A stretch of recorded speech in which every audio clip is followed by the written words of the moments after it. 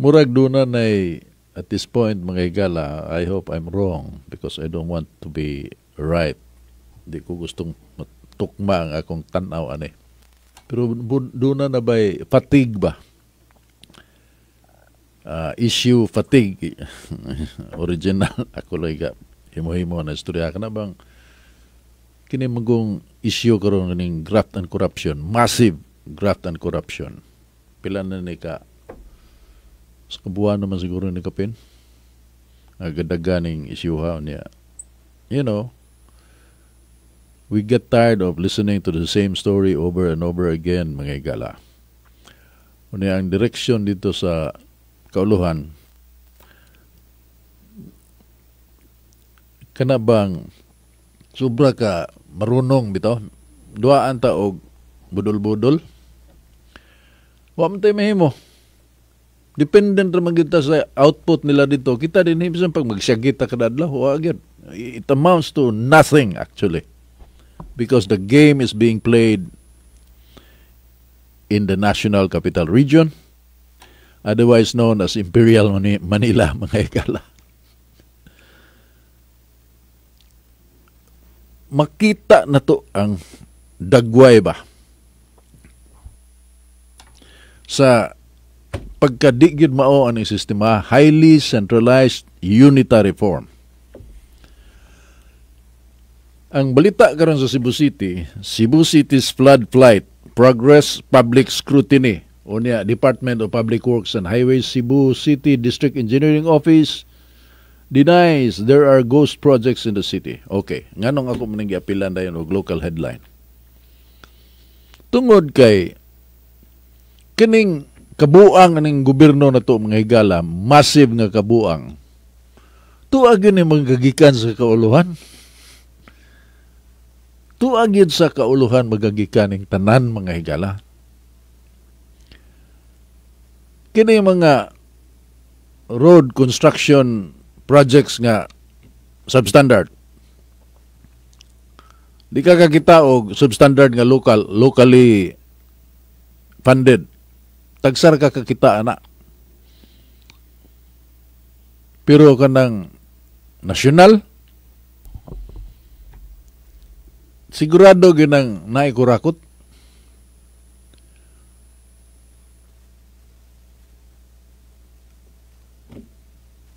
And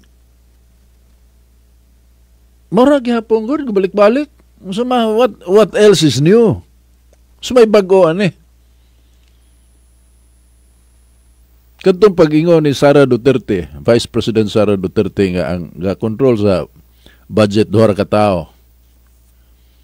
Si Martin Romualdez ra og si kining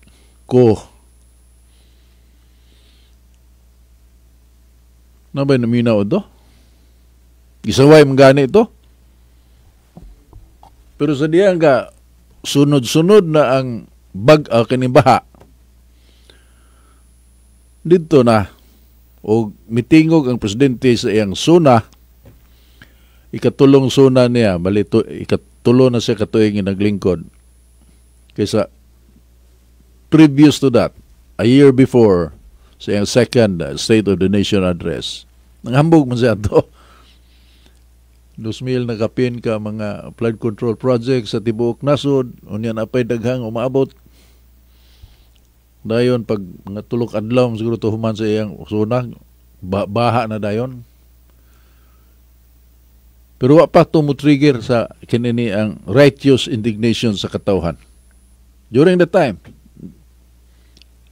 ang mga kritiko ra, kanang political critics ba, kanang partisan, pero kato mga neutral mula ragwa, kanang objective people ba, not in any way related to a political party or group. Di kayo, wa kayo mukuan, kanang muandar. Karon ng bago, katong State of the Nation address, mga higala, nga gihinganlan yun sa presidente. Hindi ba kayo nahihiya? Unya sundanin niya to sa luha. Pero crocodile tears. paita eh. Sa prangka-prangkang istorya, naagya po yung degree, mo na nga, kana siguro tagabuhol, sayon ilaron, tagabuhol mo ko. Kay, muhatag mo mangyapon ko benefit of the doubt. Bisan pa o, klaro dyo kayo. Kanang kanta bitaw mga higala nga, reason to believe. If I listen long enough to you, I'd find a way to believe that it's all true, knowing that you lied straight-faced, and how I cried. But I still look for a reason to believe.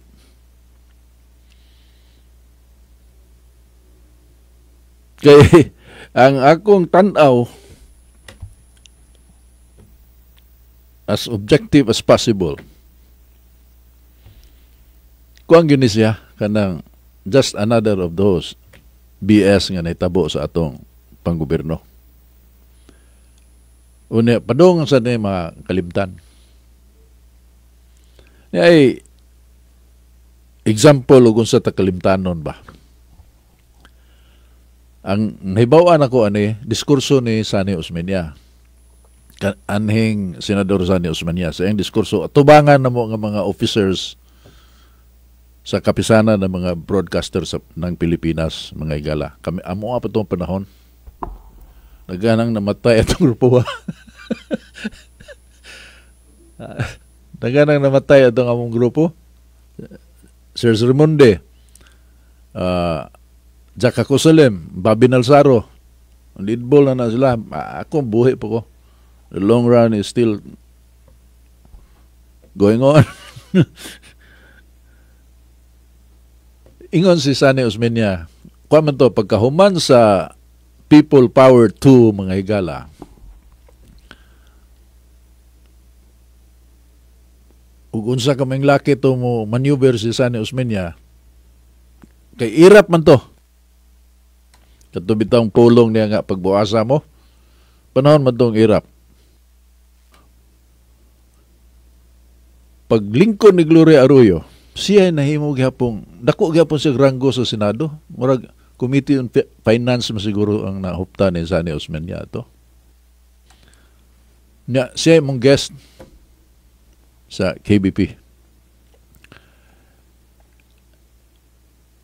Ang iyang theme or message sa iyang diskurso, mga higala, tubangan ng mga officers sa KBP is forgiveness. Pasaylo, forgiveness. Ug ang iyang gihimong istorya, actual gyud nga istorya, is after World War II, human sa ikaduhang gubat sa Pilipinas, diin dunay pipila ka mga Pilipino ang gikasilagan gyud sa mga kapwa Pilipino.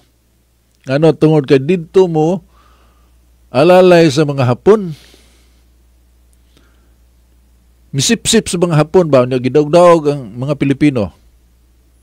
So pagkahuman sa gubat, gipasakag kaso itong mga tawana, katong mga Japanese collaborators.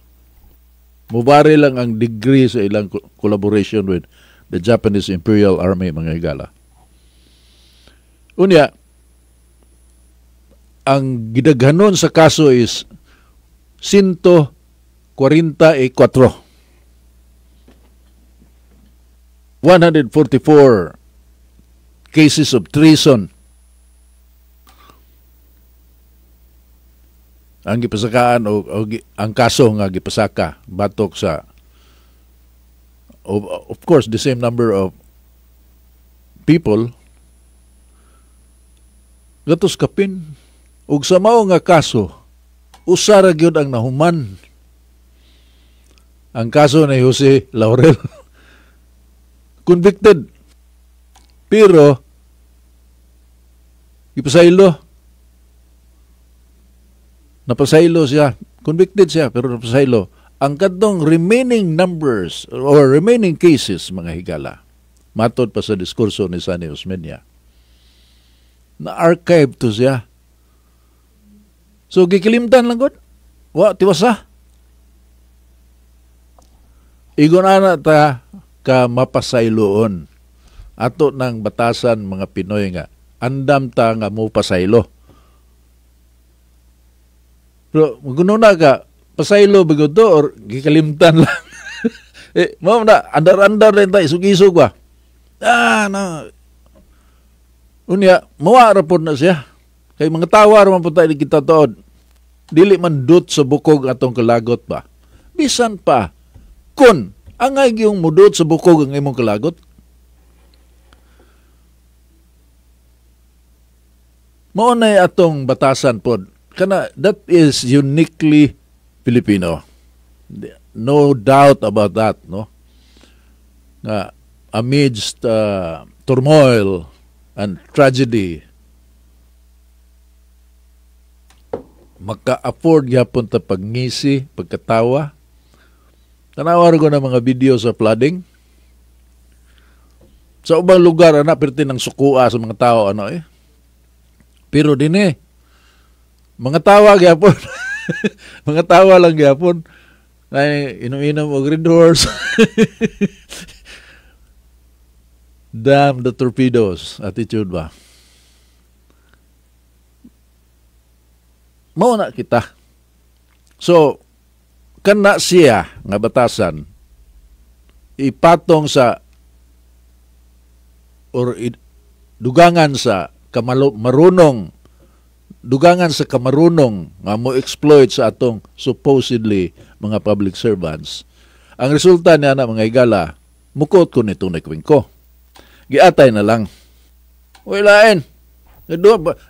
Kuang kina kanang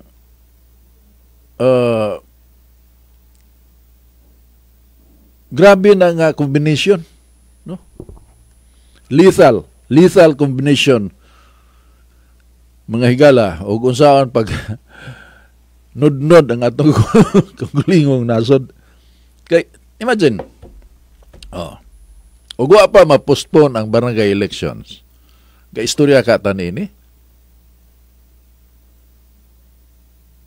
Mura gatuo gani ko nga gituyo gyud ang tagtulo ra katuig ang term sa mga politiko aron mabuang tag sige kwenta-kwenta anang kisem kadaog ba.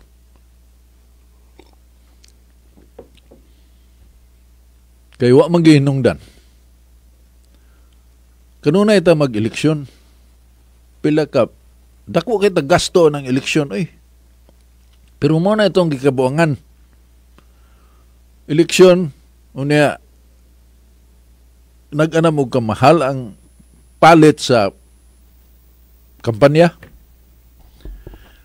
Bisag unsa ka kabulok, no? Kanang bulok gyud bogo gyud ka. Magkasabot ka ana The worst part is ang katong dili bogo nga nakasabot, why gihimo? Nakasabot kasi mga wa kasabot ana.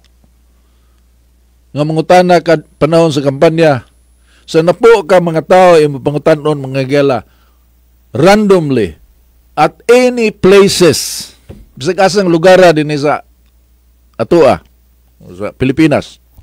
Ngutana ka na mga one-on-one ba ang contest or daghang nanagan sa napo ka tao imo pangutanon og kinsay mo daog. Murag naa sa konserbative na kay na ipito nga ang mutubag kini si panaytan si Puloy, ako og si Joseph Burla Baron. Tulo may kakandidato pagka mayor. Ug kinsay mo daog ang tulo. Ang tubag ana sa napo ka tawo imong pangutanon nagipito na moingon nga murag si Alex ngano man kay daghang kwarta. Sa napo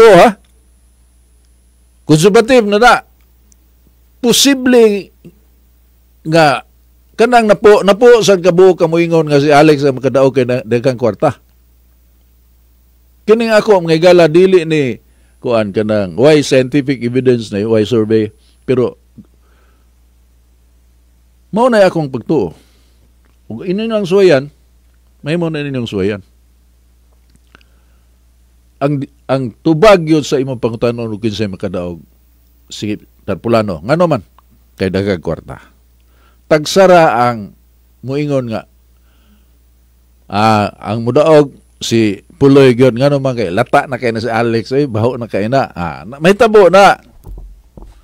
Pero di ka kasiguro nga mao gyud nay mo resulta kay bisag baho og daghan jud kay kwarta di man mabangbang makadaog magyapon. Tanawa si Jinggoy Estrada. Okay raman ako, Jinggoy. Niining kay tanga karon mo ingon ko nga, Jinggoy, okay ka okay ka lang pare. Pero in the ideal world, ngano good in town nga nakadaog na puna, nabilanggo na guna. Tungod sa kurakot, kadaog, si Bong Revilla. Karon pa napildi pero sa pag wa man to mabilanggo kay pagawas mo to pero giingnan sa korte hinanggaw gyud ba? Konbikto pero gipagawas. Iuli lang tong nakuha nimo. Ingon po siya, kung akong iuli, nyangkon ko nga sadaan ko. Suwa iuli. Ang kwarta nga dito pa ingon niya. Dagan siya. Gitapukan dito sa Mandawi City Hall. Gikuninitan si Bong Revilla dito sa Mandawi City Hall. Ngano? Tuloy ang laban. Ituloy ang laban. Pagka, it's a comedy of stupidity gid mga higala, I tell you. Grabe yun. So asa man kita padung na ba? Mao na nga skeptical yun. The tendency is to be skeptical of what's going on because at the back of your mind, well, it's my personal feelings nga mo arapon ko ni na ay pipilaan ni nga may agom gyud pero dugay ni siya madesisyonan so panalitan ikiha si kana sila mga diskaya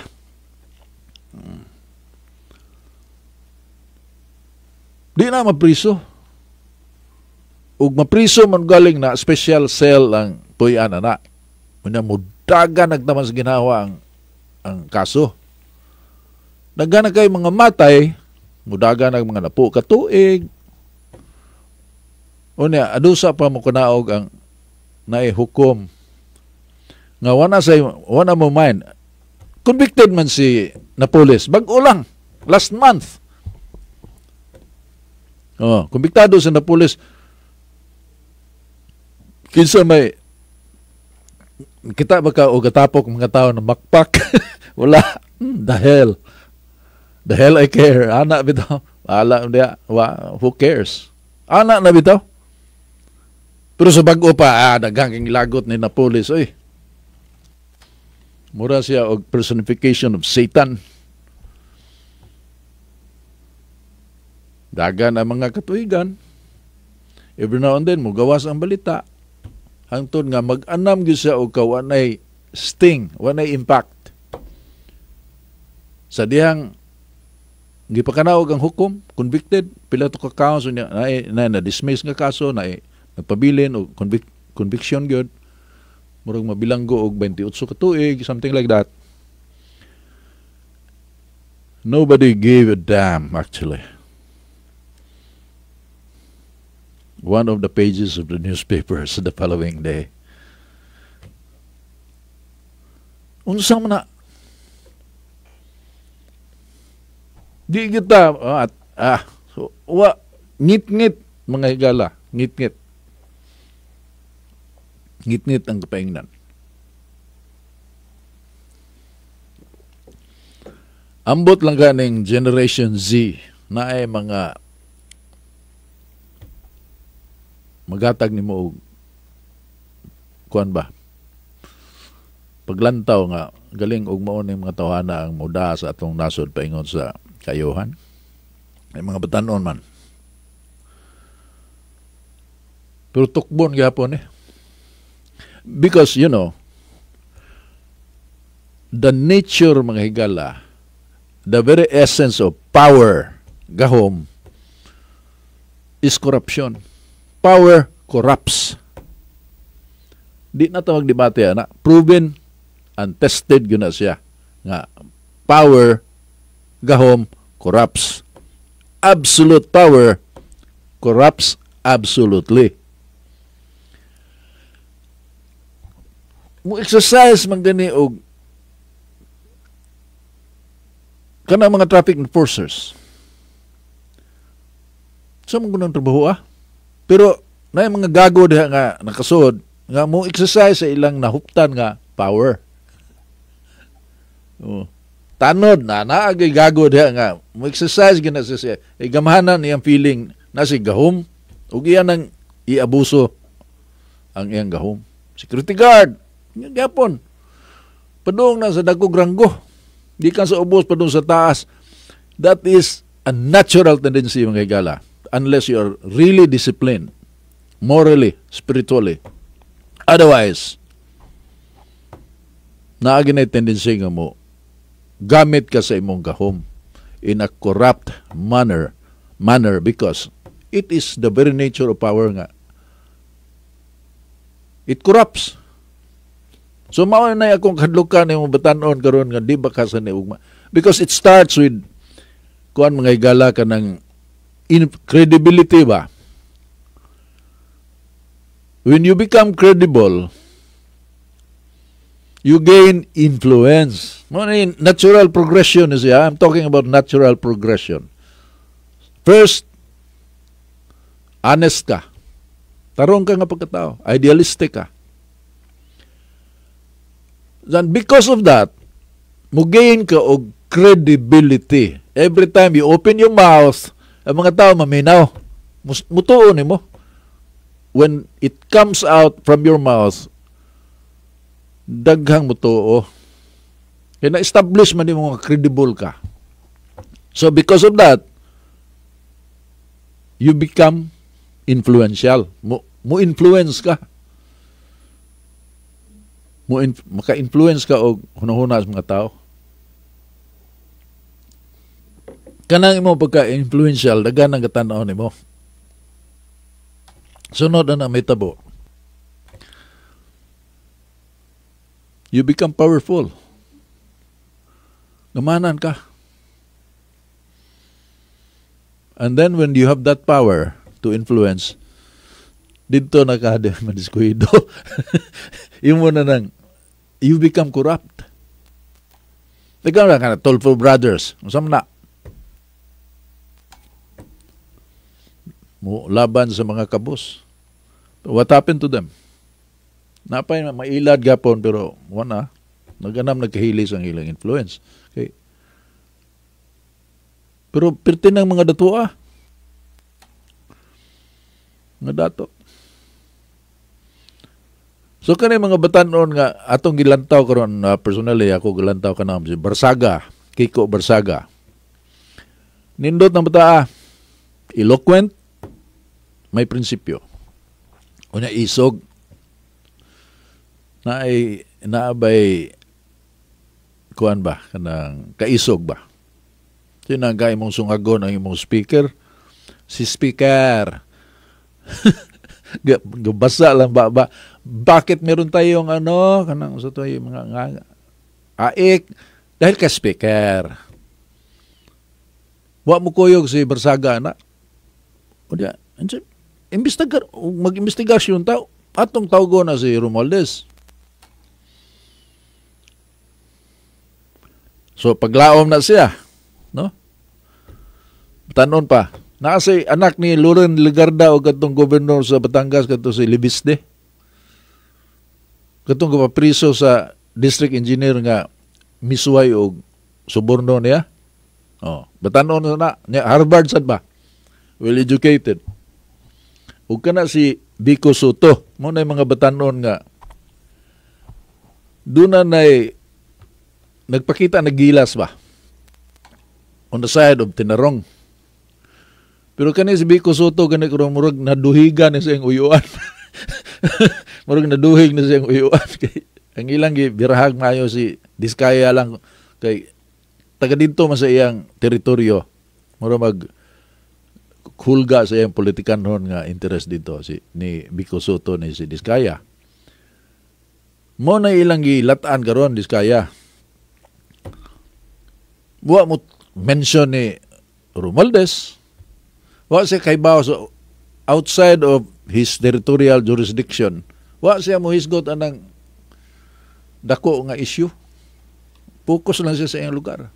So, gitanaw na siya maayo. Ang iyang track record nga tarong, gitutukan na ron, mura wa-day kay klaro, ana ba? Kaya ganun di man ka mo apela ng diskusyon o kanang dili lang sa imong distrito, dili lang sa imong lungsod, dili lang sa imong syudad, kundi ang tibuok Pilipinas. Wa man siya anak mga higala. So, he's now being scrutinized.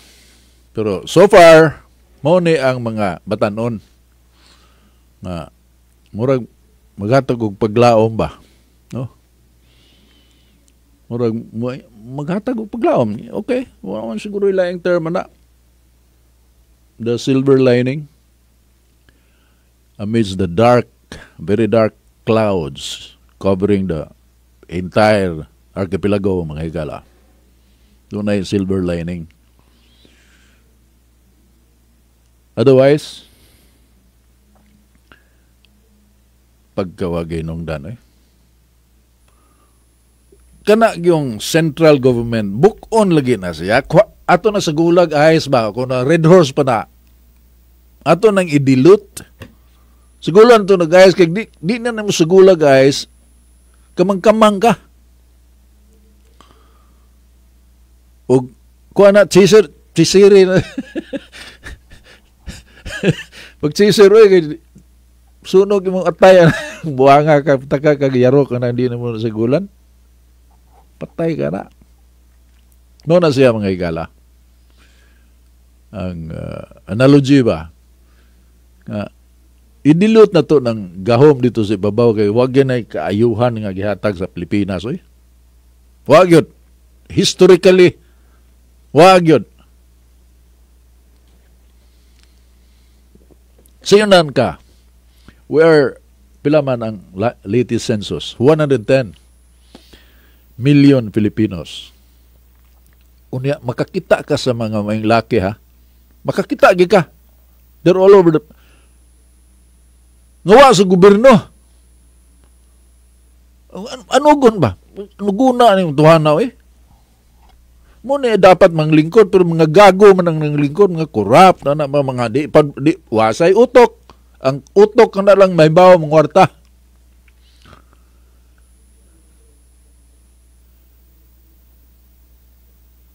Mo'y naadya sa gobyerno. Wag gani elementary knowledge of kaning urban development niya. Nang lingko sa gobyerno, what can you expect from these people? Ang expertise ba sa pagpangwarta bitaw? Connection, tila, TRS, tila Resulbad. Maing laki sila ana. Pero sa abilidad good, wow, dili dapat na sila diyo Daggan na sila, mas daggan na sila kaysa ngayan. Ang diya sa gawas, naidaghang angayan untang anak sa gobyerno. Ug willing unta nga mo alagad sa gobyerno kay kana kung maglagot ka mga higala, naway ka. At the back of your mind, gano'n na ka nga pubidag ako pala yung lingkod ha. Ano ba, di ba? Mo manay naa sa imong whether you are conscious or subconscious, mo na imong kuan ba kana bang how would you say it? Basta kay nana sa imong una-una, no? Nga gisaway na nimo kay there is something better. Nakakita ka nga naay mas maayo or naay mayong buhaton. Nakita nimo. So manaway ka.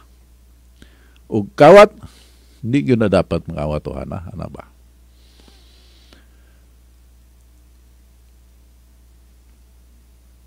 Pero, kutob na ka sa una-una. Hindi pa ka kadaog kung budagan ka. Mabida ka na lang akong mga amigo, mga istorya may sa kape, kanang magkape me. Kita kag mga ideas na gatuyok-tuyok ang ideas, mabidag mo na i-implement sa Pilipinas. Nindot kayong Pilipinas. Pero di ara kutob sa kapihan. Saan na nimo? Nga man, di man yun makadaog og mudagan kay in the first place, di sana mo gasto sila. Mo gasto man og galing dunay kinutuban. Di ara ta kutob. Mo na ni maximum na to og mulapas ta gamay ani sakripisyo na, but it's alright. We can afford to do that kay mayom ta kahimtang. Pero dili gyud ang overwhelming gyud kayo nga gasto gyud. What for? When you are about to sacrifice your family, your time, when you are in public service. Na. It is a sacrifice.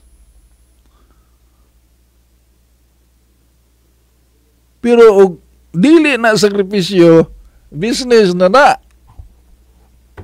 Og mao gyud normal na karon sa Pilipinas.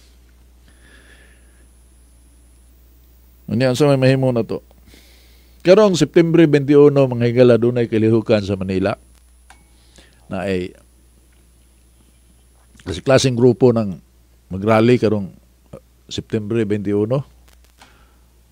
Domingo man na unya kuan sa na death anniversary ni Maxi Girl, so appeal si Maxi ana. Appeal si Maxi sa rally. Ang iyang kag mo appeal ya. Bida. Wa man gyud ko magtan-aw og kuan ano kanang kayuhan ba. Tagaw-taw ra gyud. Maminaw ka sa ubang mga naa sa media, tan-aw ka sa YouTube. Of course, na mga punto diha nga sakto jud ba. Pero asam na paingon. We're cursing the darkness. Atong gitunglo ang kangitngit. Wa man ta magdagkod og kandila. We should light a candle, ladies and gentlemen, instead of just cursing the darkness. Because it is always better to light a candle than just curse the darkness. 21 minutos sa dili pang alas 9.